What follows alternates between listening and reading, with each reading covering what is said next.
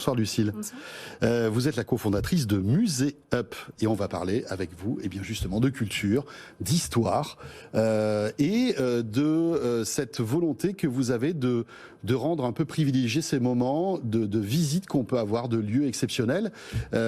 Présentez-nous Musée Up s'il vous plaît. Et rappelons que vous êtes étudiante entrepreneuse. Hein. Tout à fait, oui. Quel âge avez-vous si c'est pas trop indiscret? Pas du tout, 22 ans. 22 ans, vous vous rendez compte? 22 ans et vous avez déjà votre service. Je suis allé sur votre site, j'étais à 2 doigts de prendre rendez-vous pour une visite la semaine prochaine d'ailleurs. Donc c'est formidable. Alors expliquez-nous, qu'est-ce que c'est que Musée Up? Mais alors Museup, c'est très simple. En fait, c'est la marketplace de la culture. On veut en fait créer une plateforme, donc un site web et bientôt une application qui vous permettra en fait de réserver en quelques clics une expérience culturelle qui vous correspond, avec un guide conférencier et tout ça dans la logique de sauvegarde du patrimoine français. Acheter chez nous, en fait, c'est contribuer au patrimoine français et à sa sauvegarde, tout simplement. Donc on a des visites de groupe, des visites collectives, des visites privées ou bien des visites sur mesure qu'un guide va vous créer spécialement pour vous. Voilà.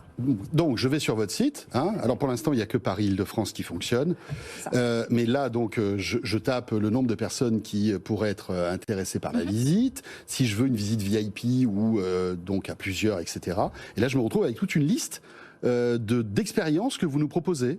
C'est ça. C'est visiter le Marais, par exemple, d'une manière un peu décalée. Ça va être aussi des grands monuments, des choses comme ça. Voilà, ce genre de choses. Et effectivement, nous, on va de la visite traditionnelle de musées, de quartiers, mais aussi on va ouvrir à des escape games, des chasses au trésor, toutes ces choses un petit peu plus ludiques qui vont aussi attirer les jeunes publics, les familles.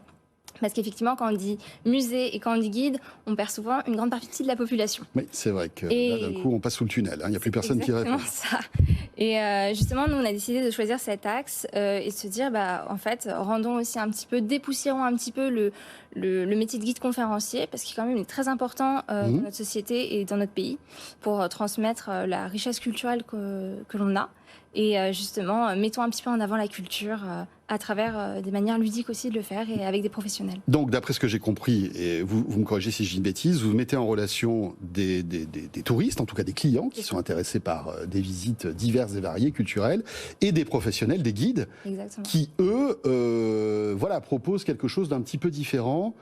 Parce que ces gens-là travaillent, j'imagine déjà, mais ils vont proposer une expérience un peu différente. C'est vraiment pour eux, en fait, la plateforme qui va leur permettre d'avoir leur calendrier et de pouvoir vraiment s'organiser. Parce qu'effectivement, on a beaucoup de concurrents qui proposent des visites, mais c'est avec des amateurs. Nous, justement, on passe un entretien de 3/4 d'heure, 1 heure avec chaque guide pour vraiment comprendre aussi et attester du professionnalisme en fait du guide. Et la majorité du temps, ils sont excellents et très très intéressants. Donc il faut qu'ils soient diplômés ou simplement passionnés par leur quartier. On peut avoir par exemple quelqu'un qui vit dans un quartier depuis des années et qui a envie de se lancer dans cette aventure. Il peut venir chez vous par exemple? Non, justement, il faut qu'ils soient diplômés et c'est ce qui fait aussi la richesse de Musée Up. Justement, c'est vraiment valoriser les guides conférenciers qui sont souvent très mal payés et sous-considérés.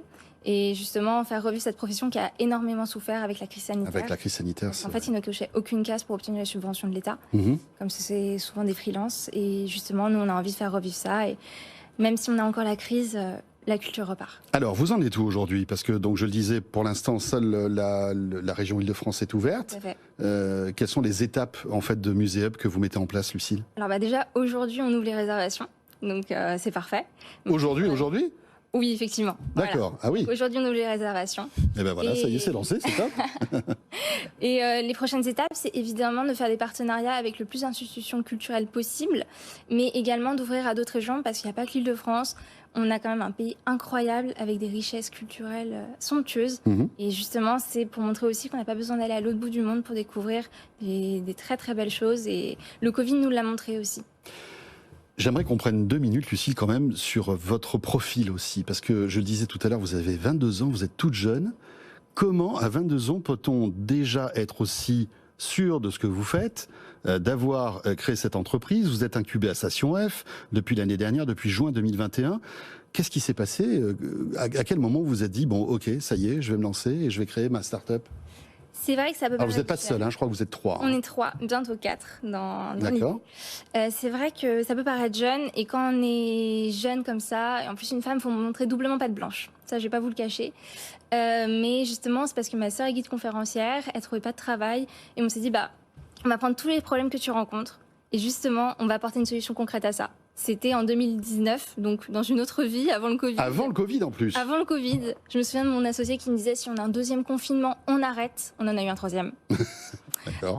Donc on a tenu bon et effectivement on a toujours, enfin moi personnellement j'ai toujours eu ce goût du travail. J'ai commencé à travailler à 16 ans et monter une boîte à 22 ans, c'est vrai que ça peut faire un petit peu présomptueux, mais voilà, je sais travailler et je crois vraiment à la culture et à la richesse française. D'accord, donc vous êtes à Station F. Tout à fait, dans le programme 42. Comment ça se passe? Ça se passe bien, ça se passe très bien. Ouais. Qu'est-ce que vous recherchez là actuellement? Du financement?